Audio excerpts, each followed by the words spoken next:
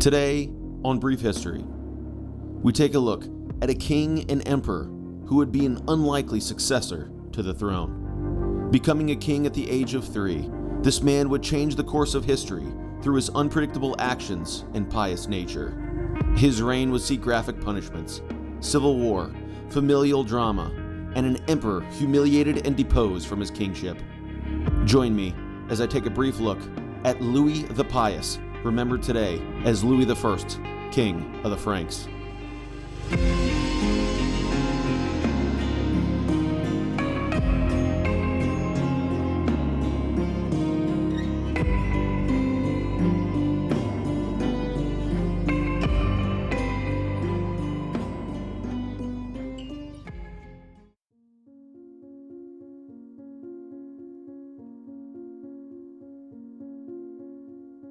Louis was born on April 16, 778, in what is today the small town of Chesnay-du-Poitou.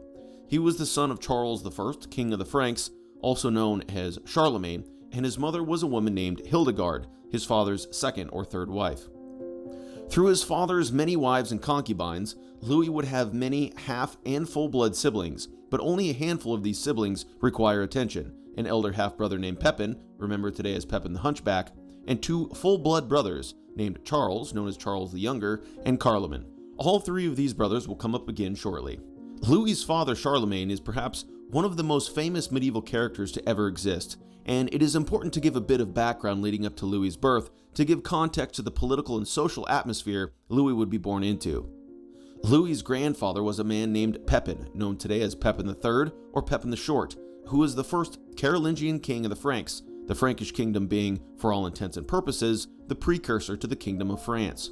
Pepin had, with the help of the popes in Rome, overthrown the previous dynasty of Frankish kings, known as the Merovingians, which set him up as one of the most powerful and influential men in what had once been the Western Roman Empire prior to its collapse in 476 AD.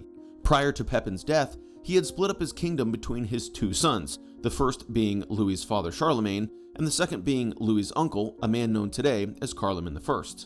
However, Carloman I died in 771, and with this, Louis's father took over all of his now deceased brother's former land holdings to gain full control of the entire Frankish realm. However, Louis's father would not be content with the Frankish land holdings as they existed in that time. Instead, Charlemagne began the process of conquering or attempting to conquer many powerful neighboring territories which were seen as threats to Frankish supremacy. This included Lombardy to the south in northern Italy, led at the time by a man named Desiderius, Bavaria to the southeast, led at the time by a man named Tassilo III, and Saxony to the northeast, this territory being fiercely pagan and tribal with no clear indefinite leader. Louis's father would methodically and systematically subjugate each of these regions one by one, overthrowing Desiderius in Lombardy to become king of the Lombards, and doing the same to Tassilo III in Bavaria to bring Bavaria under Frankish control. Saxony, on the other hand, would be a much more difficult territory for Louis's father to conquer, but he would nonetheless, in time, conquer it as well, being forced to utilize extremely brutal subjugation tactics against the people there in the process. It was amongst this backdrop of these conquests that the story of Louis the Pious began. The 3 regions we just briefly touched on, Lombardy, Bavaria, and Saxony, were not the only regions that Louis's father attempted to exert control over in his day. To the southwest of the Frankish heartland laid a territory controlled by the Franks known as Aquitaine. Aquitaine was bordered to the southwest by what we would know today to be the country of Spain. However, Spain at the time of Louis's birth was under Muslim control, and there were warring factions within the Muslim world that were vying for control of that region. Charlemagne had been approached by one of the Muslim factions to intervene in affairs, and seeing an opportunity to strengthen his border or march regions to the southwest, and seeing a chance to exert some Christian influence in the area, Louis's father obliged. Charlemagne and his pregnant wife, Louis's mother Hildegard, traveled to Aquitaine on the way to Spain, and it was here in 778 that Hildegard was left at Chesnay so that Louis's father could continue on with his campaign in Spain. Although Charlemagne had some success in the northern regions of Spain initially, the trip turned disastrous when Charlemagne's forces were stalked and attacked on their return trip at Roncesvalles Pass by the Basques in northern Spain. Charlemagne's rearguard was obliterated, some of his leading men were killed, and his baggage train was captured. Although Louis's father had escaped with most of his army intact. This loss was a serious blow to the king. Nonetheless, Charlemagne's spirits were lifted when on his return trip to the Frankish heartland, he was greeted by his wife, who had just given birth to 2 sons. This, of course, was Louis and his twin brother named Lothar.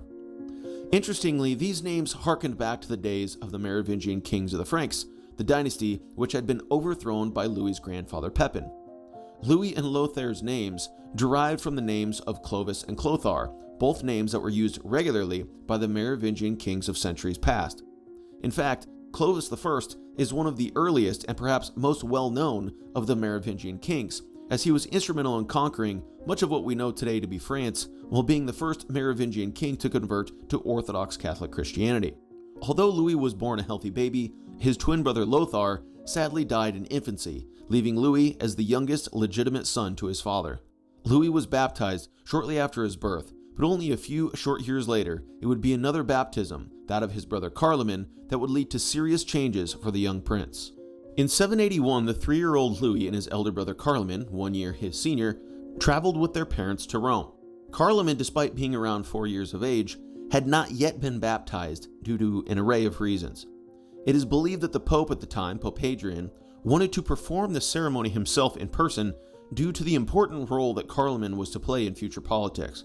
Perhaps Carloman's baptism could have happened sooner if it were not for the chaotic political events that Louis's father Charlemagne had been forced to deal with, which forced him to travel around his realm in order to put down uprisings and deal with foreign threats. Nonetheless, it was important that Carloman receive the ritual consecration of baptism from Pope Hadrian due in part to the fact that he was to be anointed as king over the Lombards, effectively becoming his father's representative authority in that region.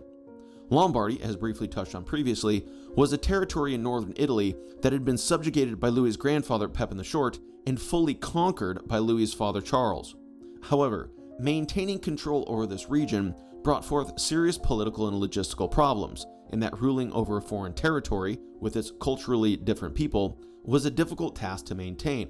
Lombardy shared no border with the Frankish heartland, and it was filled with people who were socially and ethnically different from their new Frankish overlords.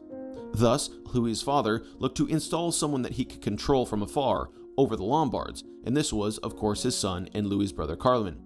Indeed, after Carloman was baptized by the Pope, he was duly crowned as king over Lombardy, which would eventually lead to him taking on the title King of Italy. Interestingly, as a side note, at the baptism, Carloman's name was changed to Pepin, somewhat confusing in that Charlemagne already had a son named Pepin, that being his eldest son and Louis's half-brother, Pepin the Hunchback. This was probably done to associate Carloman more closely with Louis's grandfather, whose name was also Pepin. This Pepin, again known as Pepin the Short, was instrumental in his time in forming an alliance with the papacy and defending Rome against Lombard threats prior to Lombardy being conquered. Thus, it was possibly intended that the renaming of Carloman to Pepin would bring forth some form of connection between future rulers of Lombardy and the man who had defended the papacy from Lombardy. Nevertheless, it was not only Pepin of Italy, formerly Carloman, that would be given the honor of being anointed king while in Rome. In fact, Louis himself received a similar honor, being anointed as King of Aquitaine, the territory located to the southwest of the Frankish heartlands of Austrasia and Neustria.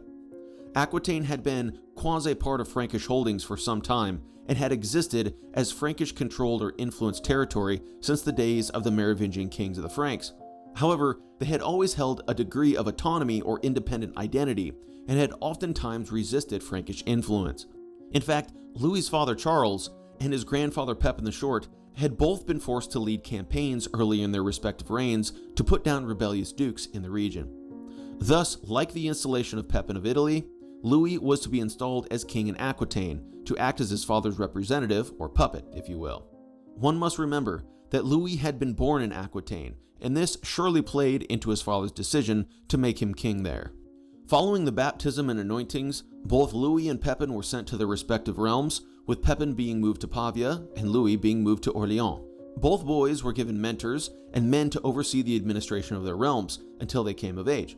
Louis was said to have been specifically assigned a mentor who was named Arnold, and he was said to have immediately begun his formative years of learning as a young king under the tutelage of these important men of the realm. Many years passed in Francia before Louis was to begin to interact with his father, Charlemagne, although the king always kept an eye on his kingly sons. In 785, Charles summoned 7-year-old Louis to his regional headquarters of Paderborn, the place where he was leading his campaigns against the pagan Saxons to the northeast. Louis, along with young boys his age, obeyed his father's summons and traveled to Paderborn dressed in Basque garb, the Basques being a native people found in the regions of Aquitaine in northern Spain. Although Louis was dressed this way on orders of his father, he would, in fact, over time, develop a fondness for Aquitaine and their customs, which would carry over after the death of his father. Louis would be summoned to Francia multiple times by his father for multiple different reasons. In one particular instance, around the year 791, Louis was summoned to Ingelheim before moving on to the former Bavarian capital of Regensburg. Louis's father had deposed his first cousin, Tassilo III of Bavaria, in 787 and had gone on to take over his capital, Regensburg, and all of Bavaria for himself. This capital was used as a base of operations to lead campaigns against a group of people known as the Avars, who were Asiatic warrior peoples in Central Europe.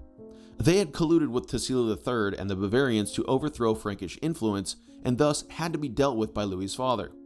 Louis, now an adolescent of 13, was given a sword and was brought on his father's campaigns against the Avars for a short time before being sent back to Regensburg for his safety. Here, he spent the winter with his stepmother, Queen Fastrada, who is thought to have possibly taught Louis the courtly ways of the Carolingians while his father was campaigning against the Avars. However, an order soon came from Louis's father the king that he must return to Aquitaine in order to raise an army to assist his brother Pepin of Italy, who was dealing with the troublesome duchy of Benevento in the southern regions of the Italian peninsula. Louis obeyed his father and duly traveled back to Aquitaine before leading an army to Italy in order to assist his brother Pepin in dealing with the Beneventians. Benevento had been a quasi-independent Lombard duchy in southern Italy that had been finally subjugated by Louis's father in 787. Despite Charlemagne's successes in the region, Benevento remained a hotbed for unrest, and it ultimately would fall on Louis and his brothers to assist their father in keeping this region in check. Louis and his brothers were, in fact, successful in ravaging Benevento, which kept the region within reasonable control of the Franks. However, it was around this time in 792 that word reached Louis and his brothers that a plot to have their father killed was discovered and thwarted. This plot had been led, or had at least involved, their half-brother Pepin the Hunchback, who was thereafter banished to monastic life, thereby eliminating a potential claimant to Louis's father's inheritance in the future. Louis and his brother Pepin traveled to their father in Bavaria, being greeted by their father warmly and spending the summer with him.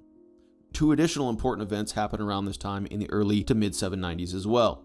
First, Louis's father inquired as to why Louis lived so frugally and was hesitant to indulge in any type of enjoyment, excess, or gift-giving. Once finding out that some of Louis's leading nobles had begun to privatize some of Louis's estates, rendering him less well off than was necessary, the king ordered 4 of these estates, Douai, Ebraille, Anjac, and Chesnay, to be returned to public service for Louis. Second, in 794, Louis married his first wife, a woman named Ermengarde, the couple having 6 legitimate children over the course of their marriage. Of these legitimate children, 3 sons, Lothair, born in 795, Pepin, born in 797, and Louis, born in 805, will become incredibly important in the life of their father. Within a couple years of his marriage, Louis was summoned once again by his father, this time to campaign against the pagan Saxons to the northeast, who had been severe thorns in the side of the king. Louis obeyed his father's commands and traveled to meet the king, ultimately spending much time with him on the borders of Austrasia and Saxony. However, after returning to Aquitaine, Louis was forced to turn his attention to the southwest. The border regions between Aquitaine and Muslim-controlled Spain, this area often being referred to as the Spanish March, was a hotly contested area in Louis's time. Barcelona was a strategically important coastal city in the northeast of Spain, which held significance to both the Muslims and the Franks. In 800 or 801, Louis summoned an army, traveled to Barcelona, and laid siege for 7 months, following a possible uprising or rebellion in the city. The city soon afterward capitulated, leaving the Franks in control of this important marcher city. However, this success for Louis was largely overshadowed by the incredible events that were taking place in Rome at the time. On Christmas Day 800, Louis's father had been crowned as emperor by Pope Leo III in Rome, in an attempt to elevate Louis's father to the status that the emperors in the East had traditionally held after the fall of the Western Roman Empire in 476 AD. The Byzantines, being for all intents and purposes a true uninterrupted continuation of this Roman Empire, had, over the centuries, begun to lose influence in the West, in part due to the rise of the once barbarian Franks. Louis's father and the Franks before him had established themselves as the dominant force in the West, and there was little that the Byzantines in the East could do about it. With the Franks acting as protectors of the popes in Rome, the papacy gave the Carolingians the aura of legitimacy that they needed, via divine approval, to overthrow the Merovingian Franks to become the undisputed rulers of the West. Furthermore, this alliance had also allowed Rome to free itself from Byzantine influence in the East once and for all. With this famous crowning, Louis's father had exploited the relationship between himself and Rome, as well as the factious politics that existed within the papacy at the time, in order to see himself elevated to the rank of emperor in the West. This not only meant that the West saw a renewal of the Roman Empire, but it also meant that the Byzantine emperor in the East was now rivaled by a new emperor, Charlemagne, in the West. Louis had lived almost his entire life as a king, and although he and his brothers, Charles the Younger and Pepin of Italy, were each set to inherit a portion of their father's inheritance, fate would ultimately intervene.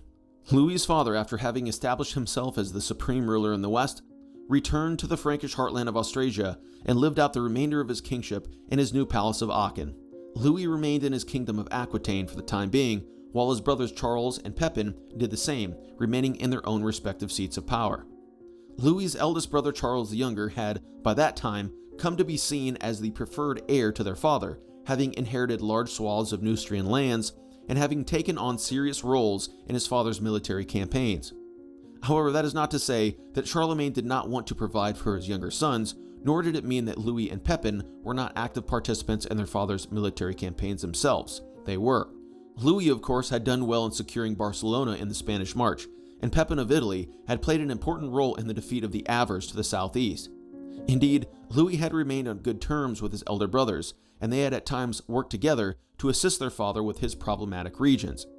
Louis, Pepin, and Charles the Younger had all been involved in putting down the uprisings in the southern Lombard territory of Benevento, as we discussed previously, and Charles the Younger had actually been en route to aid his younger brother Louis with the siege of Barcelona before the city had fallen.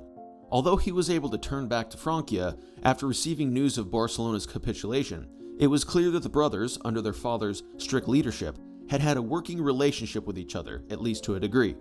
It was the intention that this working relationship would continue after the death of their father. In 806, Charlemagne set out the official partition of his realm by designating which of his sons would inherit what upon his death. Louis, of course, was to retain Aquitaine and a few other territories, while Pepin was to retain Italy, with Bavaria and parts of Alemannia coming into his possession as well. Charles the Younger was to inherit the remainder, which was the lion's share, of the emperor's inheritance. However, these plans would unfortunately all turn to dust. In 810, Louis's brother Pepin of Italy died at the age of 33, with Louis's eldest brother Charles the Younger dying a little over a year later at the age of 39. Louis, only 33 years of age in 811, had become his father's only remaining legitimate heir. Louis had spent much of his time between Charlemagne's imperial coronation of 800 and the year 814 campaigning or overseeing campaigns and incursions into the Spanish March, being reasonably successful in his attempts to keep this region in check against the Saracen threats. However, his father, the emperor, was declining quickly, and with the deaths of his elder brothers, Charlemagne summoned his son from Aquitaine to his presence in Austrasia. Louis obeyed his father's summons one last time, traveling to Aachen in 813 in order to spend much of the summer with his father there. Charlemagne, knowing that his time was short, gave counsel to his young son as to what to expect when he inherited the vast Carolingian Empire, and instructed him on how to live, how to rule, and how the realm was to be organized and maintained. On September 11th, 813, Louis was crowned at Aachen by his father as co-emperor, marking a new era in Carolingian Francia. A couple months later, in November 813, Louis was granted permission to travel back to his kingdom of Aquitaine. It would be the last time that he was to ever see his father alive. Less than 2 months later, in January 814, Louis's aging father, Charles the Great, died. 35-year-old Louis was now the sole emperor of a vast Carolingian empire.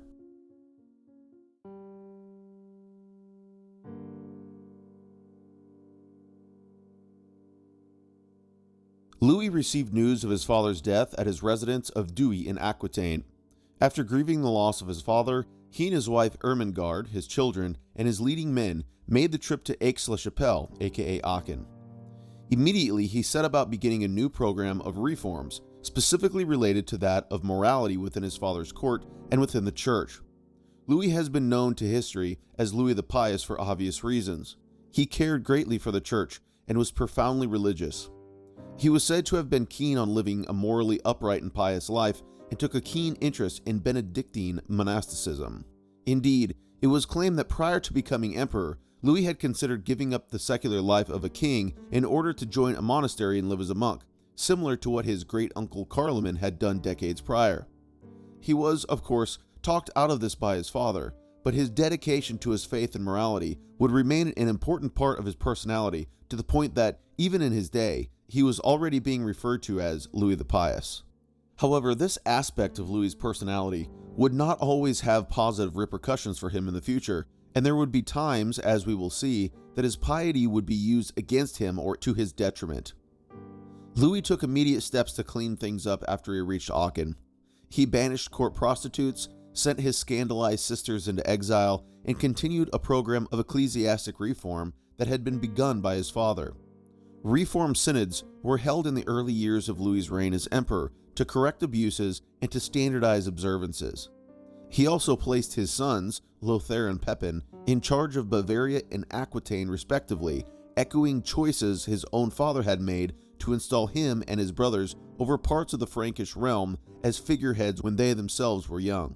Both of these sons were very young at the time, and like Louis had been in his youth as king of Aquitaine, these boys would simply be used as political tools for their emperor father. However, events would show that Louis's sons would not behave towards him as he and his brothers had behaved towards their father. In fact, all of his sons, including the youngest Louis, who was not given a kingdom at this time, would become serious and troublesome rivals to their emperor father. Louis, in being raised in Aquitaine, chose, at least for the time being, to keep certain Aquitanian advisors around him after his accession, which included his son-in-law, a man named Bago, who was made the Count of Paris. His father's previous counselors were, for the most part, discarded, despite the fact that many of them had been quick to swear fealty to him. One of these men, a man named Walla, went into exile and will come up again later in Louis's story. One of the consequences of Louis's pious nature was his decision to bring the papacy back into the fray when it came to his own legitimacy. Louis, as we remember, had been crowned as emperor by his father with no papal involvement. This had been done, no doubt, by Charlemagne to confirm the authority of the emperor over the pope. However, Louis's father and grandfather had both been crowned by a pope, as not only emperor but also as king of the Franks. Therefore, Louis's pious nature led him to seek out some sort of papal approval and friendly relationship with Rome. Pope Leo III, the pope who had crowned Louis's father emperor in the year 800, died in 816, and his successor, Stephen IV, was quick to create a working relationship with the new emperor. Louis invited the new pope to Francia, where the two met at Reims in 816. Shortly thereafter, on October 5th, Louis was crowned for a second time, this time by Pope Stephen, bringing papal involvement back into the coronation process. Although Reims had been a prominent place in Francia in the centuries past, with the baptism of the Merovingian King Clovis I often being pointed to as the origin of French kings' coronations there, in fact, it was Louis's crowning at Reims in 816 by Pope Stephen IV that was the true origin of this practice. The crowning of a king at Reims would carry on for centuries into the days of the French monarchy, and its origin lays with none other than Louis the Pious. In 817, the first major events of Louis's reign took place. Louis and his court were crossing a wooden gallery from the cathedral to the palace in Aachen when it collapsed and killed many of those who were with the emperor. This close brush with death left Louis stunned and caused him to recognize his own mortality. Thus, he decided that it would be wise to plan for the succession in case anything nefarious were to happen to him in the future. Therefore, in 817, he issued the so-called Order of the Emperor, or in Latin, Ordinatio Imperii. We remember that Louis's sons Lothair and Pepin had already been installed in leadership positions in Bavaria and Aquitaine respectively, but these positions had been simply governor-type roles. With the Ordinatio Imperii, major shifting took place. Louis's youngest son at the time, Louis, who we remember had not yet been installed into any leadership role due to his youth, was designated as King of Bavaria, with some additional regions falling under his control. This would ultimately be from where his nickname, Louis the German, originated from, and this is how we will refer to him from now on to distinguish him from his father with the same name. Pepin, for his part, was designated as King of Aquitaine and also inherited Gascony, Toulouse, and some territories in Burgundy. The eldest son, Lothair, received perhaps the greatest honor with the new ordinatio. He was designated as the co-emperor with his father, being crowned as such shortly thereafter in 817. His younger brothers, Pepin of Aquitaine and Louis the German, were to remain subjects to him. Additionally, should either of his young brothers die childless, Lothair would automatically inherit their lands. However, this partition was in fact not beneficial to all, and almost immediately trouble began to brew within the Frankish kingdom. Italy, the former Lombard kingdom to the southeast, was at the time under the control of Louis's nephew, a man named Bernard. Bernard was the son of Louis's elder brother Pepin of Italy, who we remember had died in 810 prior to Charlemagne. The Ordinatio Imperii had confirmed Bernard's kingship over Italy, but it had done nothing to further his territory, while making him a vassal to his cousin, the new co-emperor Lothair. Bernard was, or was influenced to be, disgruntled over this new decree, and thus decided to revolt against his uncle Louis. The revolt was easily handled, and Bernard was quickly forced to surrender to his uncle after realizing he was not well supported by the men who surrounded him. He was tried at Aachen for his treachery and sentenced to death, but Louis commuted Bernard's sentence to blinding. The decision to have his nephew blinded would ultimately turn out to be a poor choice on Louis's part. Bernard, after suffering greatly for a few days after the blinding, died as a result in 818, which therein brought forth a PR nightmare for Louis. Although he had risen up against his uncle, Bernard in actuality presented little to no threat to Louis's sovereignty, and it appeared to many that the punishment did not fit the crime. The cruel blinding, inflicted on a young man of royal blood, not yet the age of 19, was harshly criticized and oftentimes outright condemned. Interestingly, the uprising and poor public image that Louis began to develop caused him to become paranoid about others who were closely related to him. Therefore, Louis had his half-brothers, illegitimate sons of Emperor Charlemagne, tonsured and sent to monasteries. One of these half-brothers was named Drogo, who will come up again at the end of Louis's story.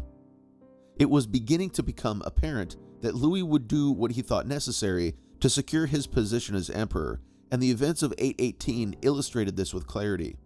But as the criticisms began to mount and the whispers began to spread, Louis finally came to the realization that he had, in fact, overstepped his bounds. Therefore, in 821, a few years after Bernard's death, Louis began taking steps to reconcile those who he had done wrong. He pardoned many of those involved in Bernard's uprising, returning to them their titles and lands. He brought back his father's former advisor, Walla, from exile, and he conferred bishoprics on his now tonsured half-brothers, including Drogo. This perhaps could have been enough for Louis to turn the tide of resentment that existed against him at the time, but unfortunately, Louis felt that he had not done enough and decided to go further. The following year at Attigny, Louis put on a major display of remorse, doing public penance for the acts which he now so seriously regretted. He sought forgiveness for the death of his nephew Bernard, for the exile of Walla and others, and for the tonsuring of his half-brothers. Although, in a moral sense, this would seemingly have been a righteous and a wholesome moment, in reality, this was an incredibly poor decision by the emperor. From a political standpoint, this act harmed Louis greatly, as it publicly humiliated him and gave significant ground to the ecclesiastical leadership of the day, allowing them to believe that they held a degree of authority over Louis. This church leadership would oftentimes find themselves at odds with the sovereign in the future, and Louis's submission and penance did in fact bring him closer to becoming a subject to the clerical estate. This loss of face would, of course, not bode well for Louis in the future, as we will see. But it would not be the power of the church or aggressive clerics that would begin the process of throwing Louis's empire into disarray. In fact, it would be the aspirations of his own sons, Lothair, Pepin, and Louis, that would begin the process of unraveling Louis's imperial power. Louis's wife, Empress Ermengarde, the mother of Louis's 3 sons, had died in 817 or 818, and thus Louis had decided to remarry choosing a woman named Judith of Bavaria from the house of Welf as his second wife. Her father was a powerful noble in the Frankish-controlled territories of Bavaria and Alemannia, and she, being significantly younger than Louis and incredibly beautiful, immediately had him wrapped around her finger. She began in her role as empress by convincing her husband to confer titles and privileges on her family members, which included her sister Emma, who was married to Louis's youngest son, Louis the German. In June 823, Judith gave birth to a child who would end up being Louis's last surviving son. He was named Charles in honor of his grandfather, and he is famously known today as Charles the Bald. Although Lothair agreed to be the godfather of his young half-brother, it was clear that trouble was afoot, as suspicion and mistrust soon turned into open conflict. Judith, to no one's surprise, wanted to make sure that her son secured part of Louis's inheritance, despite the fact that the Ordinatio Imperii partition had made no contingency for such developments. Thus, Louis's reign took a serious turn for the worse. Lothair was 28 years old, in the prime of his life, and chomping at the bit to further his influence and importance. He felt threatened by his younger half-brother, whose birth had created many questions that needed to be answered. Furthermore, Lothair's desire to increase his influence had caused him to push for a more prominent role in Louis's government, which caused his father to grow leery towards his eldest son. Thus, Louis dispatched Lothair to Italy in 822 in the company of the formerly exiled Walla, who had been acting as an advisor to Louis up to this time. Lothair exhibited strong political skills in Italy and, with Walla by his side, began to form a coalition of sorts, which included, most importantly, much of the episcopate, aka many bishops of the church. This coalition was, unsurprisingly, something that concerned Louis, and rightfully so, as it was clear that a breach was almost unavoidable. However, Louis's wife Judith was keen on forming her own coalition of supporters for herself in order to assist Louis and, more importantly, her young son Charles the Bald. Her coalition included a man named Bernard of Septimania, a man who was an instrumental figure in the protection of the Spanish march to the southwest. He had had great successes against the Muslims there and was related by blood to Louis and his family. Thus, after Louis had sent his eldest son Lothair to Italy with Walla, he decided to bring Bernard up from the southwest to take Lothair's place at court. Louis made Bernard his chamberlain and entrusted Bernard with the care of his young son Charles the Bald, which in essence made Bernard the second most important man in the kingdom. Louis then went further in 829 by attempting to adjust the division of the realm as laid out in the Ordinatio in favor of young Charles the Bald, and this was due no doubt to the influence of the new Empress Judith. Louis declared by an edict that his 6-year-old son Charles would now inherit parts of Alemannia, Burgundy, and some other additional regions. However, all of these areas that Louis was attempting to give to young Charles were territories that were under the control of Lothair, and this unsurprisingly led to serious conflict. Lothair was outraged at his father's decision to attempt to remove the territories that were under his control so that he could give them to his youngest son, and he thus began to plot from his position in Italy. Nonetheless, Lothair would not be the only child of Louis to plot against him. Bernard of Septimania began planning an expedition against the Bretons to the northwest in 830, the Bretons being a group that had never really been subjugated by the Franks. Bernard hoped that a military success would strengthen his position within the kingdom, but he quickly found out that there were few who were eager to set out on such an expedition with him. Bernard's rise through the ranks had left many jealous and angry, as certain magnates had been removed from power or had been passed over as a result of Bernard's promotion.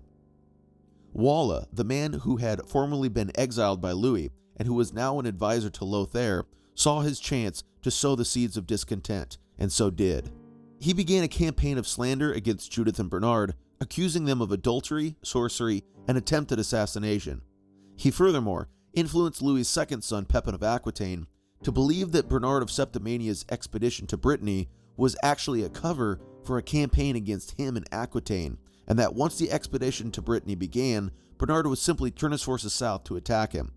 Pepin, whether believing this or acting as if he believed this, duly formed an alliance with his brothers Louis the German and Lothair and marched on his emperor father.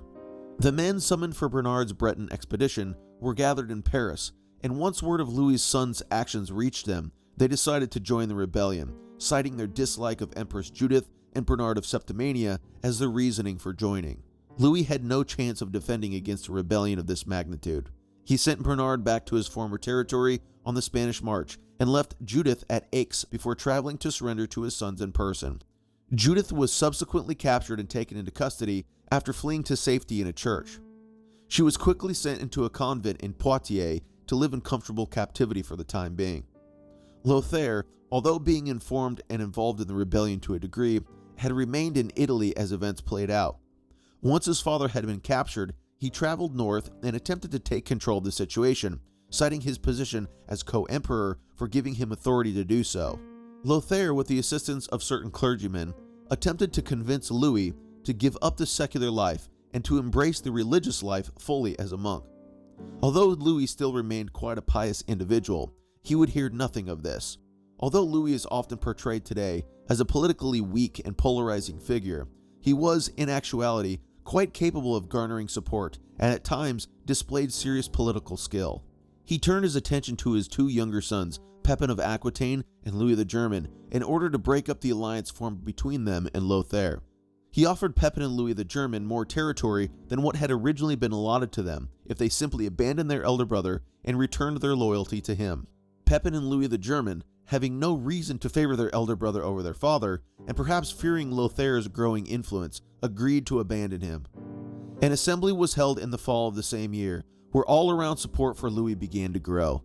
Within a short time frame, Louis was declared as reinstated as emperor over his realms, with Judith being allowed to return to her husband from exile. The conspirators involved in the uprising were tried and sentenced to death, the sentence, of course, being commuted to exile and imprisonment by Louis himself. Lothair, for his part, submitted to his father and accepted a pardon from him, but he was forced to condemn those who had assisted him in the uprising. Many of these allies and advisors, including Walla, were either exiled or imprisoned. Unfortunately for Lothair, accepting the pardon and submitting to his father did not come without consequences for himself. He lost his title as co-emperor and was demoted to the position of King of Italy. His younger brothers, on the other hand, who we must remember were just as guilty as Lothair was, were rewarded for turning their back on their brother, and each of them saw their inheritance increased as promised by Louis. However, although Lothair seemingly got the short end of the stick in the situation, the positions of the three brothers still remained somewhat similar to what had been declared years prior in the Ordinatio. Louis still held Bavaria, Pepin, Aquitaine, and Lothair, Italy. Furthermore, despite Lothair's demotion, Louis left the door open for his eldest son to regain favor back with him, and in fact, the emperor continued to hold Lothair in somewhat high regard. This was most likely due to a couple reasons. First, Judith may have hoped that Lothair would still become the protector of her son Charles the Bald, and she most likely influenced her husband to remain on good terms with him. Second, Louis and his second son Pepin of Aquitaine were soon at odds with each other once again, and so Louis most likely hoped to keep on good terms with Lothair so that he could use him as a potential ally should he need him against his younger brother or brothers in the future. Louis's time as emperor had been somewhat chaotic in the early years of his reign. Unfortunately, this was only the beginning, as soon his sons would once again take up arms against their father. This time, Louis would lose his crown.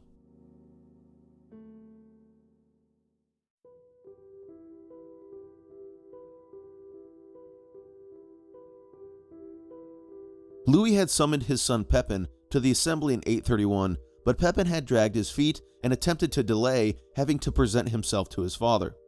When Pepin did finally obey his father's summons at the end of the year, Louis was by that time annoyed with his son and showed him very little favor, causing Pepin to fear, or act as if he feared, for his safety. Whether this was true or whether Pepin was just looking for a reason to return to the southwest can never truly be known, but he nonetheless left his father's presence and traveled back to his territory of Aquitaine against his father's wishes. Louis decided to take action against Pepin for his insolence and did so by calling an assembly the following year in 832 at Orleans. He summoned Pepin's brothers, Louis the German and Lothair, to assist him against Pepin, but he quickly found out that his other two sons would have nothing to do with his endeavor against their brother.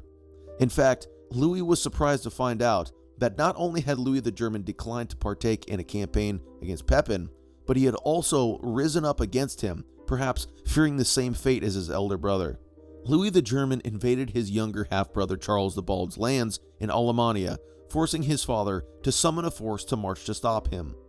Louis's forces were superior to his son's forces, and thus Louis the German was forced to retreat and ultimately submit to his father, promising to never rise up in rebellion against him in the future. As we will see shortly, however, this promise would turn out to be an empty one. After bringing Louis the German to heel, Emperor Louis turned his attention once again to Pepin and Aquitaine, and with the assistance of Lothair, marched into Aquitanian territory while ravaging the land as he went. Pepin, in time, was forced, like his younger brother before him, to submit to his father, being arrested on the spot and sent into imprisonment. It was at this moment that Louis made a monumental mistake.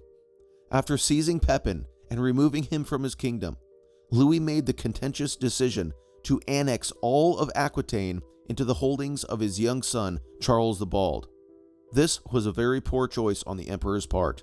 Although the people of Aquitaine had been brought to heel and had submitted along with Pepin, this region had historically had a quarrelsome relationship with the Franks to their northeast. Both Louis's father and grandfather had been forced to deal with uprisings and rebellious dukes from Aquitaine, as this region had always maintained its own identity and culture separate from the Frankish one in Austrasia and Neustria. Although Louis had himself been king in Aquitaine for many years, and kept many advisors from Aquitaine beside him when he had acceded to the throne, by the time of Pepin's capture, most of his Aquitanian advisors had been replaced with Frankish ones.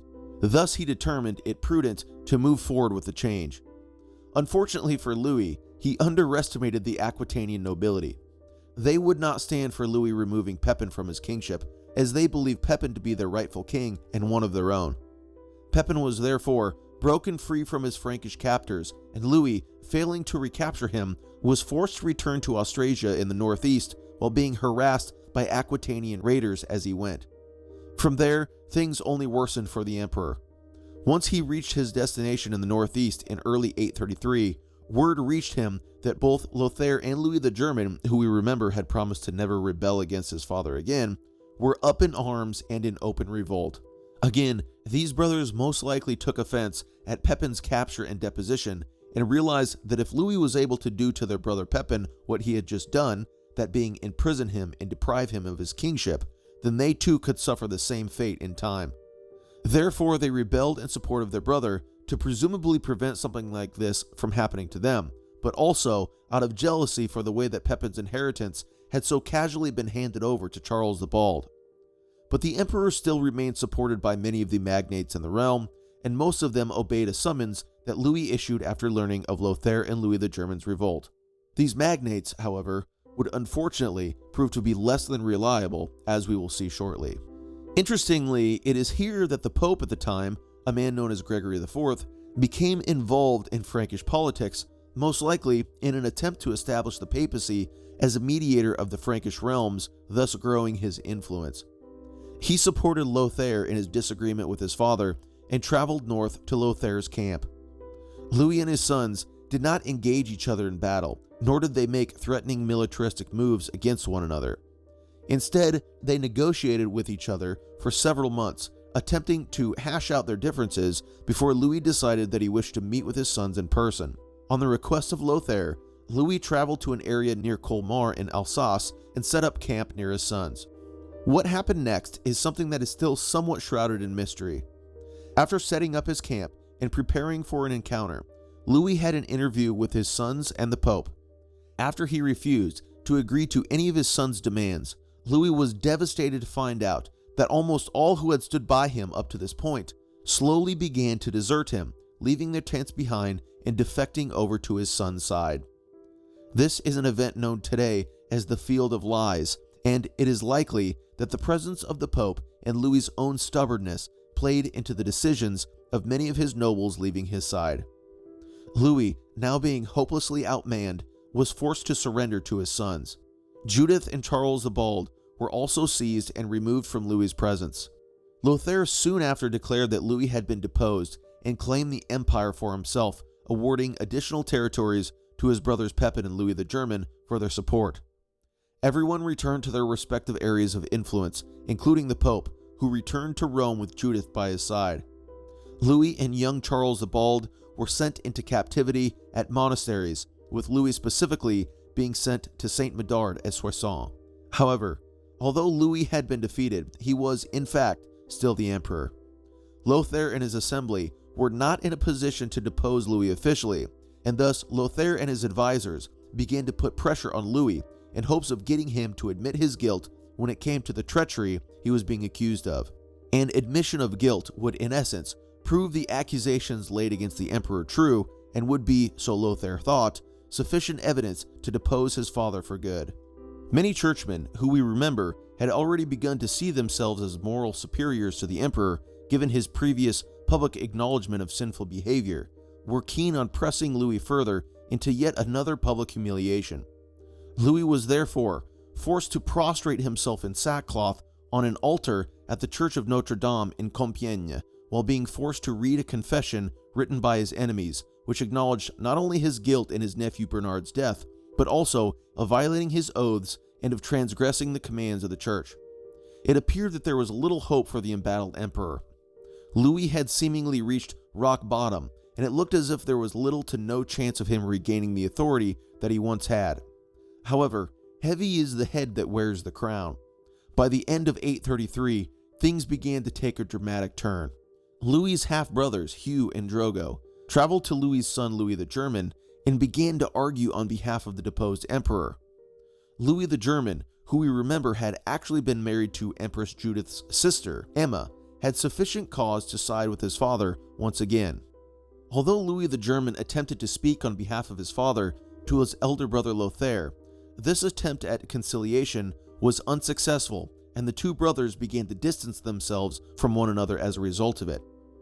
Louis the German turned, unsurprisingly, to his other brother Pepin of Aquitaine, and the two came to an agreement to march against Lothair in an attempt to assist their captive father. Despite the treatment both had received from their father, and despite the contentious relationship they had had with Louis in the past, both Pepin and Louis the German were yet again no more disposed to accept the wide-ranging control of their elder brother over that of their father.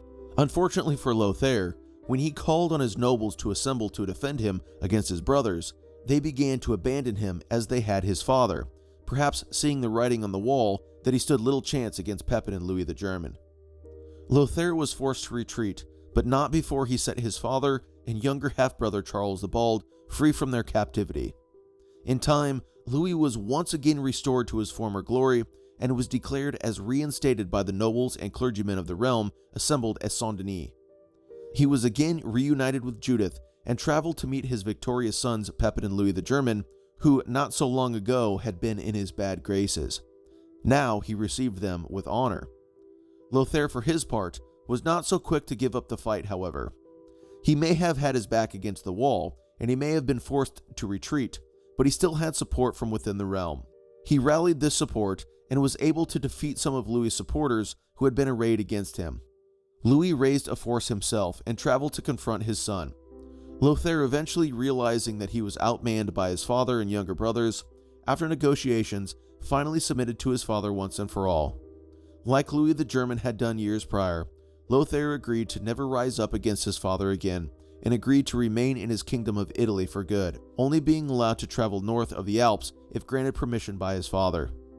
To reiterate Louis' restoration and to clear the air of all the chaos, the following year an assembly at Thionville annulled the proceedings of the assembly that had been held at Compiègne, where Louis had been forced into humiliation and confession and had been formally deposed.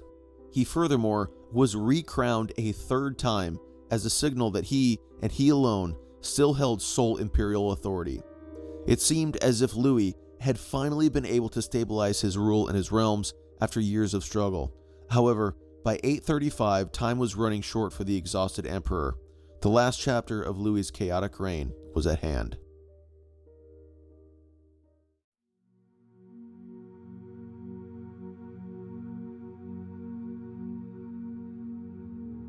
The last years of Louis' life were spent attempting to settle succession issues while also attempting to protect the realm from foreign threats.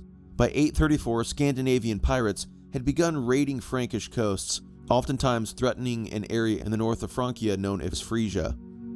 Louis tasked some of his men with the protection of the coasts and began building ships to combat this enemy. Within 5 years, in 839, Louis was able to oversee a treaty that temporarily put a stop to the fighting. When it came to his family, Louis attempted to make inroads to reconciliation. Despite the multiple bad experiences that Louis had had with his eldest son Lothair, the aging emperor still continued to hold out hope that he and his son could be reconciled. This again was probably due to the fact that Louis and Empress Judith wished to make sure that Lothair saw to protecting their young son Charles the Bald, who was nearing his majority after Louis's reign came to an end. Louis's interactions with his other sons were not as positive as the ones with Lothair. He once again came into conflict with his youngest son, Louis the German, when he found out that Louis the German was attempting to contact Lothair in an attempt to form some form of alliance against him. This was due in part to Louis once again looking to expand the territory of young Charles the Bald, an action which spooked Louis the German into seeking contact with his elder brother. Louis responded by punishing Louis the German, removing parts of his territory and leaving him only Bavaria in the end. In 838, Charles the Bald, at 15 years of age, reached his majority. He would end up becoming the most important of Louis's children in the years to come, although Louis would not live long enough to see whether his youngest son would succeed or not. 838 was also the year that Louis's second son Pepin of Aquitaine died. This gave rise to another land partition in order to declare who would inherit what. Despite Pepin having had 2 sons alive at the time, these sons were ignored inheritance-wise in favor of Louis's son Charles the Bald and Lothair. In the end, Louis the German retained his territory of Bavaria to the east, while the rest of the empire was split in 2 from north to south. Lothair was given an option on which territory he would like, and he chose the eastern half of the split, sandwiching his territory between his younger brother and younger half-brother. He was to retain the title of emperor, but his power was much more limited compared to what had been allowed him in the partition of 817. Lothair was also designated as Charles the Bald's protector, which would take effect when Louis passed away. Charles, for his part, was bound by his father to show his elder half-brother and protector the respect and honor he deserved when this time came. Charles the Bald inherited the western portion of the territory split, which included Aquitaine, and this western portion, despite having adjustments being made to it over time, would go on to be one of the most important territories in the history of Europe, being the precursor to what we know today to be the Kingdom of France. Unfortunately for Charles the Bald, there were still many in Aquitaine who held loyalty to Pepin's son, a man who would become known as Pepin II, and Charles would be forced to deal with these men in time. Louis attempted to assist his son in this endeavor by traveling to Aquitaine in September 839 in order to have Charles recognized by the leading men of the realm. Although he secured many submissions, the territory remained full of those who resented the attempted change in leadership. Charles was soon to find out that Pepin II remained ensconced in the Aquitanian nobility's hearts, and he would be forced to battle against him for many years to come. But by 839, Louis's time as emperor was coming to an end. His son Louis the German, angered by the new partition, marched against his father, invading Saxony and Thuringia to the east. Louis quickly moved against his rebellious son one final time, forcing Louis the German to retreat back to his Bavarian homeland. Louis, aged and exhausted, returned to Worms with the intention of meeting Lothair there. Unfortunately, by this time, the emperor had developed a cough which was beginning to worsen. Louis began to quickly deteriorate and had himself moved to an island on the Rhine near the Palace of Ingelheim. In the presence of his half-brother Drogo, Louis sensed that the end was at hand.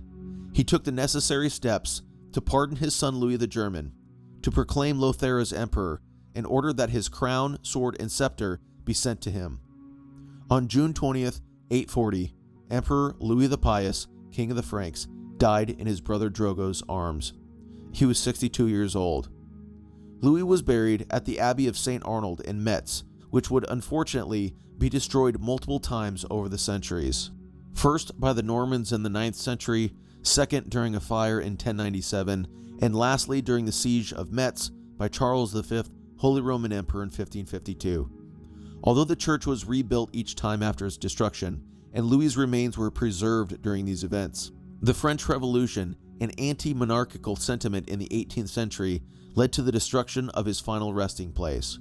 The revolutionaries, in their anti-monarchical fervor, began the process of desecrating and destroying any royal tomb that they could gain access to, which unfortunately was to include Louis's.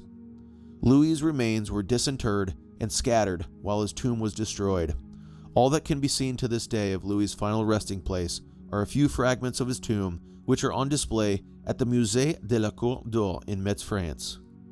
The life and reign of Louis the Pious as king and emperor is one of the most compelling stories in early medieval history. His story is perhaps one of the first examples of a young monarch finding it difficult to fill the shoes of their great and powerful king father. Louis had certainly been set up for success by his father, being made king at the young age of 3, but with the deaths of his elder brothers, the trajectory of his life took an imperial turn, which changed the course of history dramatically. After becoming sole emperor, Louis's reign was plagued by his oftentimes conniving, untrustworthy, and disobedient sons, which led to serious problems within his realms. Although many look back on Louis as a weak ruler and point to his piety as being an attribute by which the church was able to exert authority over him, the reality is that Louis, despite being dedicated to worship and God, was in fact a capable ruler in his day. He commanded respect and support, and even in his darkest days of deposition and failure, was able to snatch victory from the jaws of defeat by eliciting loyalty from those who once followed him. That is not to say that he did not make mistakes. His voluntary public submission and humiliation did in fact give rise to the church believing that they had ultimate jurisdiction over him, and his choice to disinherit his sons, at times in favor of their younger half-brother Charles the Bald, was incredibly unwise. But Louis did his best to keep his realm intact while he lived, and was ultimately successful in ending his reign as a sovereign emperor of a Carolingian empire. It is unfortunate that Louis is often overshadowed by the spectacular reign of his well-remembered father, and by the civil wars of his sons that followed his death. But he remains to this day as an incredibly important ruler in an age of development within the Frankish realms, and will forever be remembered as he was in his day, as Louis the Pious.